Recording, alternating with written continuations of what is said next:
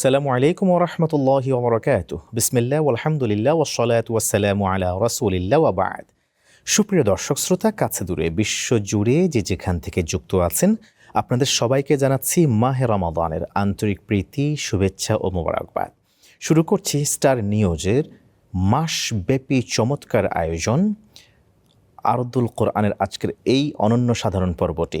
প্রিয় দর্শক শ্রোতা, একটু পরেই মসজিদে আমরা সবাই ছুটে যাব এবং শুনব মহাগ্রন্থ আল কোরআনের সুললিত তেলাওয়াত। পরিবেশন করবেন মসজিদে তারাবিহের সালাতের ইমামতির দায়িত্বে নিয়োজিত আমাদের সম্মানিত হাফেজে কোরআনগণ।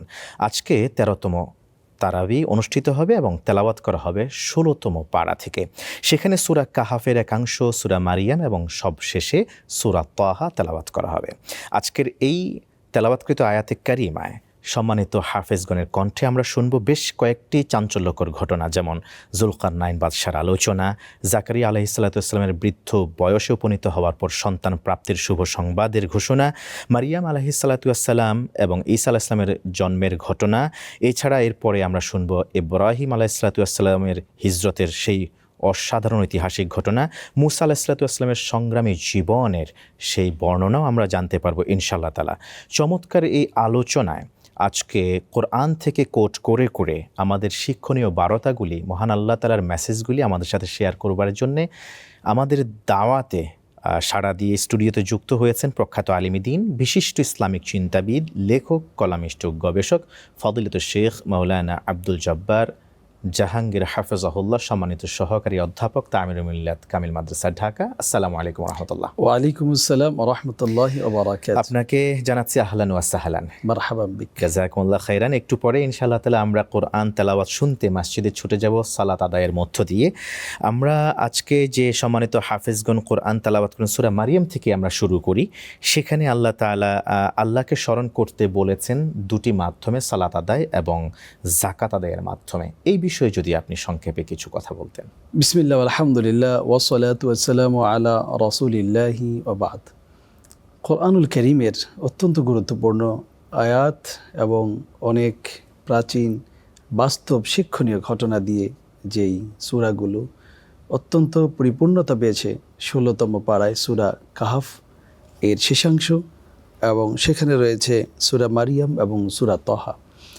আল্লাহ রাব্বুল আলামিন আমাদের জন্য যে দিন ইসলামটাকে পূর্ণাঙ্গ করে দিলেন, আর রাসূলুল্লাহ সাল্লাল্লাহু আলাইহি সাল্লাম তিনি এই ইসলামটাকে এমন একটা সুন্দর সুরম্য প্রাসাদের সাথে তুলনা করেছেন যা ৫টি খুঁটির উপর দাঁড়িয়ে আছে। বুনিয়াল ইসলামু আলা খামস। রাসূলুল্লাহ সাল্লাল্লাহু আলাইহি সাল্লাম যেন বলতে চেয়েছেন, ইবনে রাজাব হাম্বলি জামিউল উলুম আল হিকাম গ্রন্থে বলেছেন যে রাসূলুল্লাহ সাল্লাল্লাহু আলাইহি সাল্লাম দিন ইসলামের সুরম্য প্রাসাদকে, বড় নান্দনিক সেই প্রাসাদটাকে এমন একটা ভবন, এমন একটা কাঠামোর সাথে তিনি তুলনা করলেন যার ভিতগুলো ৫টি বুনিয়াদের উপর দাঁড়িয়ে আছে। তোর মধ্যে প্রথম হচ্ছে শাহাদাতি আল্লাহ ইলাহা ইল্লাল্লাহ ওয়া আন্না মুহাম্মাদার রাসূলুল্লাহ। আমি এই সাক্ষ্য দিচ্ছি যে আল্লাহ ছাড়া সত্য কোনো মাবুদ নেই এবং মুহাম্মদ সাল্লাল্লাহু আলাইহি সাল্লাম আল্লাহর বান্দা ও রাসূল। এই কালিমাতুশ শাহাদা, এটা হচ্ছে দুটো অংশ, একটা হলো তাওহীদ, অন্য অংশটি হচ্ছে তার রিসালাত। এটা হলো দিন ইসলামে প্রবেশ করবার একটি রাজ তোরণ। এই কালিমাতুশ শাহাদা, এটা অন্তর দিয়ে মনকে মাধুরী মিশিয়ে মুখে উচ্চারণ আর রিয়েলাইজেশন, এটার মাধ্যমে দিন ইসলামে যখনই আমি প্রবেশ করলাম, তার প্রথম ধাপ হচ্ছে ইকামিস সালাহ, সালাত কায়েম করা। এরপর তৃতীয় যে ধাপটা হচ্ছে সেটা হলো ইতাইজ যাকাত, যাকাত প্রদান করা। এই আয়াতে কারিমায় একজন মুসলিম হবার প্রধান যে দুটো বাহু, সালাতকে কায়েম করা এবং যাকাতকে প্রদান করা, এই দুটো জিনিসকে ব্যালেন্স করা হয়েছে। মূলত এটা করতে হবে আল্লাহ স্মরণে, ও আকিমিস সালাতা লিযিকরি, আমার স্মরণেই তোমরা সালাতকে কায়েম করবে। কেননা রাসূলুল্লাহ সাল্লাল্লাহু আলাইহি সাল্লাম তিনি বলেছেন যে আশিরকু ফি হাদিল উম্মাহ আখফা মিন দাবিবিন নামলা আস-সাউদা আলা সফাতিন সাউদা ফি যুলুমাতিল লাইল। বিশুদ্ধ সনদে বর্ণিত হয়েছে যে এই উম্মাতের মাঝে শিরিক অত্যন্ত কঠিন কালো রাতে একটি কালো পাথরে একটি কালো পিপিলিকার ধীর পদক্ষেপের চেয়ে আরও সূক্ষ্ম হবে। আল্লাহু আকবার। তাহলে দেখুন এবাদত শুধু করলেই হবে না, আমাকে এটা আল্লাহর জন্যই, কুল ইন্না সলাতি ওয়া নুসুকি ওয়া মাহইয়ায়া ওয়া মামাতি লিল্লাহি রাব্বিল আলামিন, সূরা আনআমের এই যে মূল বক্তব্য, লা শারীকা লাহ, আমি আল্লাহর কোনো শরিক রাখতে পারবো না, কেবল কামনা বাসনা প্রার্থনা দাসত্ব আমার সকল বিসর্জন সেলিব্রেশন রব্বুল আলামিনের কাছেই, লিল্লাহি রাব্বিল আলামিন। কোরআন পাকে সেটাই কিন্তু বলাই হচ্ছে, ইন্নী ওয়াজ্জাহতু ওয়াজহিয়া লিল্লাযী ফাতারাস সামাওয়াতি ওয়াল আরদ হানিফা। রাসূলুল্লাহ সাল্লাল্লাহু আলাইহি ওয়াসাল্লাম কিভাবে সাবধান করলেন যে তোমরা যখন সালাতে দাঁড়াও আর কেউ যখন তোমাকে ফলো করছে এমনটি তোমার কাছে মনে হয়, তুমি সালাতকে বড় সাজগুজ করে নাও। এটা হচ্ছে একজন ব্যক্তির ইবাদত পালনের ক্ষেত্রে শিরকে মিশ্রণ ঘটিয়ে তার ইবাদতকে নষ্ট করে দেয়া। আর যাকাত, যখনই আমরা যাকাত দেব, রব্বুল আলামিন ওই দানশীলদের কথা বলেছেন যে ডান হাত কি দান করছে, বাম হাত সেটা জানে না। যেই 7 শ্রেণীর মানুষকে কিয়ামতের কঠিন দিনে রব্বুল আলামিন তার আরশের নিচে ছায়া দেবেন, যেই ছায়া ব্যতীত আর কোনো ছায়া থাকবে না। যে কঠিন দিনে মানুষ তার ঘামে সাঁতার কাটবে, সেই 7 শ্রেণীর গোল্ডেন একজন সদস্যত্বে সেই যে গোপনে দান করে। জি, এই সালাত, এই যাকাত, এই আয়োজনটি আমরা যেন গোপনীয়তা রক্ষা করে আল্লাহর স্মরণে তাঁরই সন্তুষ্টির জন্য করি, এটাই হচ্ছে মূলত এই আয়াতের মূল শিক্ষা। আমি এখান থেকে সম্পর্ক আরেকটি বিষয়ে আরো খোলাসা হতে চাই। আমাদের সমাজে অনেকে, ম্যাক্সিমাম মানুষের সালাত আদায় করেন আলহামদুলিল্লাহ, কিন্তু সম্পদশালী যারা তিনারা সালাত আদায় করেন কিন্তু যাকাত দিতে অনেকটা গড়িমসি করেন কিংবা পরিপূর্ণভাবে হক আদায় করেন না। যারা সালাত এবং যাকাতের মধ্যে পার্থক্য বিধান করেন, একটাকে মানেন আর একটা মানতে চান না, তাদের ব্যাপারে কি বলা হয়েছে? রাসূলুল্লাহ সাল্লাল্লাহু আলাইহি ওয়াসাল্লাম ইমাম নববীর 40 হাদিসের অন্যতম একটি বক্তব্য যে ওয়াসসাদাকা বুরহান, না, যে তোমার এই দান সাদাকা যাকাত এটা হচ্ছে তোমার প্রমাণ। তাফসীর কারকগণ এবং হাদিস বেত্তাগণ বলছেন আই বুরহানুন লিসিদকি, এটা তার বিশ্বাসের প্রমাণ। একজন মুনাফিক সে সামাজিক কারণে সালাত আদায় করলেও দান খায়রাত করতে সে চায় না, সে খুব পিছিয়ে থাকে এবং সে কখনো যাকাত দিতেই চেষ্টা করে না। এটা বিশ্বাসগত মুনাফিকের অন্যতম একটি লক্ষণ। কোরআন পাকে 114টি সূরাকে 3টা মৌলিক নামকরণে রব্বুল আলামিন বিভক্ত করেছেন। 1 আল মুমিনুন, 2 আল কাফিরুন, 3 আল মুনাফিকুন। সূরা মুনাফিকের শেষ আয়াতে রব্বুল আলামিন মুনাফিকদের প্রলাপ আত্মনাদ সেটা তিনি বলেছেন, যখন তাদের মৃত্যুর সময় চলে আসে তারা তখন আল্লাহর কাছে ফরিয়াদ করে যে রব্বুল আলামিন লাইন আখারতানি ইলা আজালিন করিব, একটু যদি আমাকে সময়টা দিতা, লা সাদ্দাকান, অবশ্যই আমি দান সদকা করতাম, ওয়া আকুম মিনাস সালিহিন, নেককার হয়ে যেতাম। সেজন্য কিন্তু মুনাফিকদের যখন মৃত্যুর কঠিন আযাব শুরু হয়ে যায়, দান সাদাকা করার জন্য তারা বড় অস্থির হয়। তো রব্বুল আলামিন রাসূলকে হাদিসে কুদসির ভাষায় জানালেন, হে মুহাম্মদ আপনি জানিয়ে দেন, ইয়া বানি আদম আনফিক উনফিক আলাইক, ও বনি আদম তুমি আমার রাস্তায় খরচ করো, আমি আল্লাহ তোমার দানের, তোমার পরিবার পরিজন চলবার তাদের যাবতীয় জিম্মাদার আমি হয়ে গেলাম। সুবহানাল্লাহ বিহামদি। হাদিসটি মুত্তাফাকুন আলাইহি। অতএব মুনাফিক তার এই বিশ্বাসের এই দুর্বলতা থেকে এবং এই ভয়ঙ্কর এই ফাঁদ, যে বিশ্বাসটি ঠনকো, যা দিয়ে তার মৃত্যুর সময় ঈমান নসিব হবে না। আর আল্লাহর দরিদ্র ব্যক্তিদের যেই হকটুকু তার সম্পদে রাখা হয়েছে, ওয়াফি আমওয়ালিহিম হাক্কুল লিসাইলি ওয়াল মাহরুম, এটা দয়া নয়, এটা তার হক, এটা তার অধিকার। এই অধিকার আদায়ের জন্য তিনি আমাদেরকে তৌফিক দান করুন। জাযাকুল্লাহ খাইরান। শেখ, আপনি জানেন যে আমাদের এই স্টার নিউজে যে আমাদের আরদুল কোরআনের যে এই প্রোগ্রামের একটা বড় অংশ হলো আমাদের মেধাবী শিক্ষার্থীরা। অনেকেই আমাদের কাছে প্রায়শই বলেন যে তার স্মৃতিশক্তি ভালো না, মুখস্থ শক্তি দুর্বল হয়ে যাচ্ছে, কিংবা তার ধীশক্তি আরও ধীর হয়ে গেছে। এইভাবে আমরা যদি আজকে সূরা মারিয়ামের দিকে যদি একটু নজর করি, সেখানে 25 থেকে 28তম আয়াতে মানুষ কিভাবে তার স্মৃতিশক্তি বৃদ্ধি করতে পারে, কিভাবে তার জ্ঞান শক্তিকে আরও বাড়াতে পারেন, পড়াশোনার জন্য কি দোয়া বা কি আমল করতে পারে, সেই বিষয়ে নিশ্চয়ই ইঙ্গিত দেওয়া হয়েছে। আমাদের দর্শক শিক্ষার্থী যারা আছে তাদের জন্য যদি এখান থেকে কিছু মেসেজ দিতেন। কোরআনের 20তম সূরা 16 পারা সূরা তাহা, আল্লাহ রাব্বুল আলামিন আমাদের জ্ঞান অর্জনের ক্ষেত্রে কিভাবে তার কাছে চাইতে হবে, কিভাবে আম্বিয়া আলাইহিমুসসালামকে তিনি প্রস্তুত করেছেন দাওয়াতের ময়দানে মাজালে সফল হওয়ার জন্য। আল্লাহ রাব্বুল আলামিনের বড় মর্যাদাবান, অত্যন্ত সম্মানীয়, যিনি মেরাজের রজনীতে রাসূলুল্লাহ সাল্লাল্লাহু আলাইহি ওয়াসাল্লামের সাথে সাক্ষাৎ করেছেন ষষ্ঠ আসমানে, মুসা কালিমুল্লাহ, এত বড় এক উলুল আজম মিনার রসুল, দাওয়াতি কাজ করবার জন্য তার যে প্রাক প্রস্তুতি, রব্বুল আলামিন তাকে এই সুন্দর সুন্দর কালিমাগুলো শিখিয়েছেন, যেগুলো আপনি বললেন যে আল্লাহ বলছেন ক্বালা রব্বি শরাহ লি সদরি। মুসা আলাইহিস সালাম তার জবানিতে বলছেন, হে আমার রব, আপনি আমার অন্তরকে প্রশস্ত করে দেন, সুবহানাল্লাহ বিহামদি, ওয়াইয়াসসির লি আমরি, আমার এই মিশনকে আপনি সহজ করুন। আল্লাহু আকবার, আমি যে কাজ করছি, যে প্রচেষ্টা করছি, আপনি যদি সহজ করে না দেন, কখনো এটা আমি সুসম্পন্ন করতে পারবো না। ওয়াহলুল উকদাতাম মিন লিসানি, আমার জিহ্বার জড়তা দূর করে দেন। আসলে শিক্ষা জীবন হচ্ছে দোলনা থেকে কবর। আমাকে মাতৃকোট থেকে কবরে যাওয়ার আগ পর্যন্ত দিন ইসলাম জ্ঞান আহরণ, জ্ঞান ব্যক্তি জীবনে চর্চা এবং ব্যক্তি জীবনের তার রঙে প্রতিস্থাপন এবং সমাজে সেটাকে বিনির্মাণের জন্য বিনিয়োগ, এই সবগুলো জিনিস বলা হয়। অতএব আমরা সেজদাতে যখন যাই, তখন কোরআন পাকের এই আয়াতগুলোকে আয়াত হিসেবে না, দোয়া হিসেবে আমরা পাঠ করব। সহিহ মুসলিমের একটি হাদিস বড় গুরুত্বপূর্ণ। রাসূলুল্লাহ সাল্লাল্লাহু আলাইহি ওয়াসাল্লাম তিনি বলছেন, আকরাবু মা ইয়াকুনুল আবদু মির রাব্বিহি ওয়া হুয়া সাজিদ ফাকতিরুদ দুআ, বান্দা রব্বুল আলামিনের অতি নিকটে, অতি কাছে তখনই পৌঁছে যায় যখন সে সেজদারত। অতএব বেশি বেশি দোয়া করো সেজদারত অবস্থায়। আল্লাহ আমাদের কবুল করুন এবং আমাদের বুঝে শুনে যেখানে দোয়া কবুল হয় সেই সব জায়গায় বেশি বেশি দোয়া করার তৌফিক দান। অনেক ধন্যবাদ জানাচ্ছি আপনাকে শেখ। প্রিয় দর্শক শ্রোতা, দেখছিলেন আরদুল কোরআন। আজকে আমরা শুনছিলাম কিভাবে আমাদের স্মৃতিশক্তিকে বাড়াবো, আমাদের কথার অস্পষ্টতাকে আমরা দূর করবো, আরও কিভাবে স্পষ্টভাষী হতে পারি।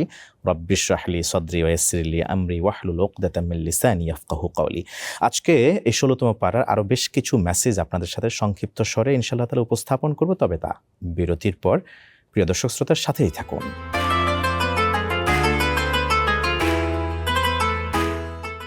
আসসালামু আলাইকুম ওয়া রাহমাতুল্লাহি ওয়া বারাকাতুহু। স্বাগত জানাচ্ছি আরও একবারের মতো। দেখছেন প্রিয় দর্শক শ্রোতা আরদুল কোরআন। আমরা আছি স্টার নিউজের পর্দায়। কিছুক্ষণ পরে ইনশাআল্লাহ তাআলা আমরা আপনারা সবাই মিলে মসজিদে হাজিরা দিব, মহান রবের দরবারে সেজদায় লুটে পড়ব আর শুনবো মহাগ্রন্থ আল কোরআনের তেলাওয়াত পরিবেশন করবেন আজকে হাফেজে কোরআনগণ। আবার স্বাগত জানাচ্ছি শেখ আপনাকে বিরতির পর।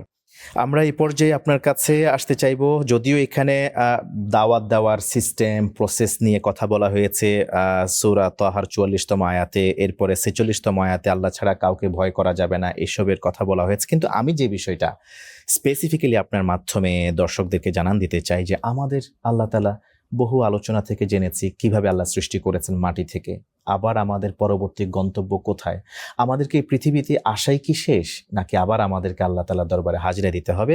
সূরা তাহার 55তম আয়াতের আলোকে যদি আপনি একটু তুলে ধরতেন সংক্ষেপে। বিসমিল্লাহ আলহামদুলিল্লাহ ওয়াসসালাতু ওয়াসসালামু আলা রাসূলিল্লাহি ওয়া বাদ। সত্যি কোরআনের এই আয়াতটি অত্যন্ত স্পষ্ট করে আমাদের গন্তব্য এবং এই পৃথিবীতে আসা এবং চলে যাওয়া সবকিছুকে বলে দেয়। মিনহা খলাকনাকুম ওয়া ফিহা নুঈদুকুম ওয়া মিনহা নুখরিজুকুম তারাতান উখরা। মিনহা খলাকনাকুম, এই মাটি থেকেই আমরা তোমাদের সৃষ্টি করেছি। ওয়া ফিহা নুঈদুকুম, আর এই মাটির মাঝে তোমাদেরকে আবার ফিরিয়ে দেব তথা কবরস্থ করব। ওয়া মিনহা নুখরিজুকুম তারাতান উখরা, আর সিংহায় ফু দেওয়ার পর সকলেই এই কবর থেকে আবার জেগে উঠবে। কিয়ামুন ইয়ানজুরুন, এবং দাঁড়িয়ে তারা থাকবে এবং দেখতে থাকবে। ওয়া নাহশুরুহুম ওয়া কুল্লুম আতিহি ইয়াউমাল কিয়ামাতি ফারদা, প্রত্যেকেই একাকী, কোনো পাহারাদার ছাড়াই রব্বুল আলামিনের সে বিচারের জন্য হাসের ময়দানে সমবেত হতে থাকবে। এই আয়াতে কারিমা সূরা তাহার যে 55তম আয়াত আপনি বললেন, মানুষকে যখন কবরস্থ করা হয় তখন তাকে তার পায়ের দিক থেকে কবরে নামানো হবে, মাথার দিক থেকে নয়। যদি জায়গা সংকুলান না হয় সেটা ভিন্ন কথা। আর কবরে রাখার পর হানাফি মাযহাবের ইমাম আজম আবু হানিফা এবং হানাফি বক্তব্য অনুযায়ী কবরে যে মাটিগুলো দেয়া হবে, প্রথম মাটিটি দেওয়ার সময় মিনহা খলাকনাকুম, তারপর ওয়া ফিহা নুঈদুকুম, এবং তৃতীয়বার ওয়ামিনহা নুখরিজুকুম তারাতান উখরা, এই পৃথিবীতে তার আগমনই যথেষ্ট। So eat, drink and be merry, no hereafter, পরকাল বলতে কিছু নেই, খাও দাও ফুর্তি করো। সেজন্যই হুয়াল্লাযী খালাকাল মাউতা ওয়াল হায়াতা লিয়াবলুয়াকুম আইয়ুকুম আহসানু আমালা, তিনি সে মহান সত্তা আল্লাযী খালাকাল মাউত, যিনি সৃষ্টি করেছেন মৃত্যুকে, ওয়াল হায়াত, জীবনকে। আগে সৃষ্টি করলেন মৃত্যু, তারপরে জীবন, লিয়াবলুয়াকুম, যেন পরীক্ষা করতে পারেন, আইয়ুকুম আহসানু আমালা, তোমাদের মধ্য থেকে আমলের দিক দিয়ে কে শ্রেষ্ঠ। আফা হাসিবতুম আন্নামা খালাকনাকুম আবাসা, তোমরা কি ধারণা করে নিয়েছো তোমাদেরকে লক্ষ্যহীনভাবে এমনি এমনি সৃষ্টি করা হয়েছে। ওয়া আন্নাকুম ইলাইনা লা তুরজাউন, আর তুমি ফিরে আসবে না। রব্বুল আলামিন কোরআনুল কারীমে একটি আয়াত তিনি আরো স্পষ্ট করেছেন, আলাম নাজআলিল আরদা কিফাতা আহইয়াআ ওয়া আমওয়াতা, আমি কি জমিনকে ধারণকারী বানাইনি জীবিত আর মৃতদের জন্য? খেয়াল করো, আলাম নাজআলিল আরদা কিফাতা, আমি কি জমিনকে ধারণকারী বানাইনি? আহইয়াআ, যারা জীবন্ত, জমিনের উপরে তারা চষে বেড়ায়, ছুটাছুটি করে, ক্ষেত খামার, ফসল, বাড়িঘর, কত সুন্দর প্রাসাদ, কত সুন্দর কিছু তারা করে বেড়ায়। ও আমওয়াতা, আর মৃতদের জন্য কি জমিনকে ধারণকারী বানায়নি? বড় সর্বোচ্চ 3.5 হাত, তাকেই মাটির কোলে, এই জমিনের পেটেই তাকে কিন্তু ফিরে যেতে হচ্ছে, এবং এইটাই হলো তার পৃথিবী থেকে বিদায় নেবার, এটাই হচ্ছে একটি প্রক্রিয়া পদ্ধতি। সেই পেছনের সময় থেকে, একদম শুরুর সময় থেকে, হিন্দু, মুসলিম, বৌদ্ধ নির্বিশেষে সকল ব্যক্তিকে কবরস্থ করা হতো মৃত্যুর পর। কোনো লাশকে কিন্তু মুসলা করা যাবে না। জি, এভাবেই তাকে আল্লাহর কাছে জমিনে কবরস্থ করার মধ্য দিয়ে ফিরে যেতে হবে। জি, ধন্যবাদ জানাচ্ছি আপনাকে। একেবারে সংক্ষেপে যদি আপনি বলতেন, যে আপনি বলছিলেন যে এই পৃথিবীর সবকিছুকে মানুষের উপজীব্য করে আল্লাহ তাআলা সৃষ্টি করেছেন, কিন্তু মানুষ তো আর সবকিছুই ভক্ষণ করতে পারেন না। আল্লাহ তাআলা সূরা তাহার 81তম আয়াতে সেখানে হালাল বস্তু ভক্ষণের কথা বলেছেন এবং অপব্যয় এবং অপচয় করতে তিনি নিষেধ করেছেন। রমজান মাস চলছে, ইফতার সাহারির ক্ষেত্রে কিভাবে আমরা এই মূলনীতিটি মেনে চলতে পারি, যদি অল্প কথায় বলতেন। এটা হচ্ছে একজন ব্যক্তির ইবাদত কবুলের গ্যারান্টি বা পূর্ব শর্ত। কেননা রাসূলুল্লাহ সাল্লাল্লাহু আলাইহি ওয়াসাল্লাম সাবধান করেছেন, কুল্লু লাহমিন নাবাতা মিন সুহতিন ফান্নারু আওলা বিহ, প্রত্যেকটি ওই দেহ যা হারাম দিয়ে গঠিত, এটার জন্য জান্নাত কখনো নয়, বরং জাহান্নামই হবে অধিক উপযুক্ত। অতএব রাসূলুল্লাহ সাল্লাল্লাহু আলাইহি ওয়াসাল্লামের জবানিতে আল্লাহ বলেছেন, উহিল্লা লাহুমুত তাইয়্যিবাত ওয়া ইউহাররিমু আলাইহিম আল খাবাইস, পবিত্র জিনিসই আল্লাহ তোমাদের জন্য হালাল করে দিয়েছেন আর হারাম করেছেন অপবিত্র জিনিস। অতএব আমার খাদ্য তালিকার মাঝে হালাল এবং হারাম এ দুটো জিনিস রয়েছে। আমাকে ইবাদত যদি কবুল করতে হয়, দেহের রক্ত মাংস যদি হালাল অর্থে গড়তে হয়, আমাকে হালাল খেতে হবে, এর কোনো বিকল্প নেই। রব্বুল আলামিন সেজন্য কোরআনে সূরা তাহার মাঝে তিনি 81তম আয়াতে সেটা বলেছেন, কুলু মিন তাইয়্যিবাতি মা রাযাকনাকুম, তোমাদের জীবিকা স্বরূপ যা দিলাম হালাল থেকে তুমি ভক্ষণ করবে। ওয়ালা তাতগাউ ফিহ, আর এক্ষেত্রে তুমি কিন্তু কোনোভাবেই সীমাকে অতিক্রম করবে না। অন্য আয়াতে আল্লাহ বলছেন, কুলু ওয়াশরাবু ওয়ালা তুসরিফু, তুমি খাও পান করো কিন্তু ইসরাফ করো না, অপচয় করো না। ইন্নাল মুবাদ্দিরিনা কানু ইখওয়ানা শায়াতিন ওয়া কানা শাইতানু লিরাব্বিহি কাফুরা, সূরা বনী ইসরাঈল আল্লাহ সাবধান করেছেন যে ওয়ালা তুবাদ্দির তাবদীরা, তুমি অপচয় করবে না। ইন্নাল মুবাদ্দিরিন, যারা অপচয়কারী তারা শয়তানের ভাই। তো আমরা আমাদের প্রয়োজন মিটে যাবার পর আমার এই খাদ্যকে, যিনি অভাবী, যার প্রয়োজন তার কাছে আমি দিয়ে দেব। একটি খাদ্যের সবটুকু কি আমি খেতে পারি? প্রিয় ভাই, কখনোই নয়। একটা আমি বাজার থেকে কিনে নিয়ে আসলাম, আমি আমের যে অংশটা খেলাম তার বাকল, এটা কিন্তু আমার খাদ্য নয়, এটা গবাদি পশুর। এবং আমের যে এই বীজটা রয়েছে, এটা প্রজন্মের জন্য আমাকে জমিনে কিন্তু প্রতিস্থাপন করতে হবে, যেন আরেকটা প্রজন্ম খেয়ে যেতে পারে। আমি কাঁঠালে সবটুকু ভোগ করতে পারি না। আর এই হালাল এবং হারাম এই খাদ্য তালিকাটায় খুব গুরুত্বপূর্ণ। হুরিমাত আলাইকুমুল মাইতা, তোমাদের জন্য হারাম করে দেওয়া হলো মৃত প্রাণীকে। ওয়াদ্দাম, দামাম মাসফুহা, প্রবাহিত রক্ত। ওয়া লাহমাল খিনজির, হারাম করে দেওয়া হয়েছে শূকরের গোশতকে। ওয়া মা উহিল্লা লিগাইরিল্লাহি বিহ, আল্লাহর নাম ছাড়া যাকে জবাই করা হলো এবং লটারির মাধ্যমে যেটা করা হলো, এই জাতীয় একটি হালাল। এখানে দুই ধরনের, একটা হচ্ছে কারণগতভাবে একটি জিনিস হারাম হয়ে যায়, আরেকটা হচ্ছে মূলগতভাবে কোনো জিনিস হারাম হয়ে যায়। যেমন শূকর, তার অর্জিত সকল কিছু মূলগতভাবে। কিন্তু সেটা হারাম। একটি গরুকে আমরা 10 জন মিলে কি করলাম, ক্রয় করলাম, করার পর আমরা এই গরুটাকে লটারি ধরে একজনকে দিয়ে দেব, 9 জন বঞ্চিত হব। এই করা, এই লটারি, এইভাবে অর্থ বন্টন জাহিলি যুগের আচার, এটা কি ইসলাম নিষিদ্ধ আয়াত করেছে। নাজিলের মাধ্যমে হারাম করে দিয়েছে।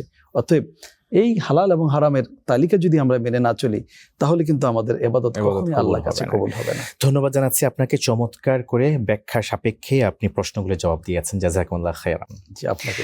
প্রিয় দর্শক শ্রোতা, এতক্ষণ পর্যন্ত আমরা আমন্ত্রিত মেহমানের কাছ থেকে শুনছিলাম আজকে 16তম পাড়ায় যা তেলাওয়াত করা হবে কিছুক্ষণ পরে তারাবিতে ইনশাআল্লাহ তাআলা, তার উল্লেখযোগ্য মেসেজগুলি। আমরা এখানে আরও কিছু মেসেজ শেয়ার করার ছিল, সময়ের কনস্ট্রেন্টের কারণে আমরা পাচ্ছি না। সেটি হচ্ছে 130তম আয়াতে বলা হয়েছে অমুসলিমদেরকে কষ্টে ধৈর্য ধারণের কথা বলা হয়েছে, এবং পরবর্তীতে 131তম আয়াতে বলা হয়েছে পরিবারের লোকদেরকে সালাতের নির্দেশ দেওয়ার জন্য। আমরা একটু পরে ইনশাআল্লাহ তাআলা সালাতের দিকে যাব, একা না গিয়ে পরিবারের সদস্যদেরকে সাথে নিয়ে যাই। যদি আমাদের মা বোনেরা যাওয়ার মতো সে উপযুক্ত জায়গা থাকে, স্পেস থাকে মসজিদে, তাহলে তাদেরকেও সালাতে অংশগ্রহণ করানোর জন্য আমরা সর্বোচ্চ চেষ্টা করব। আল্লাহ তাআলা আমাদের সবাইকে, পরিবারকে মুত্তাকিদের ইমাম বা নেতা হওয়ার তৌফিক দান করুন।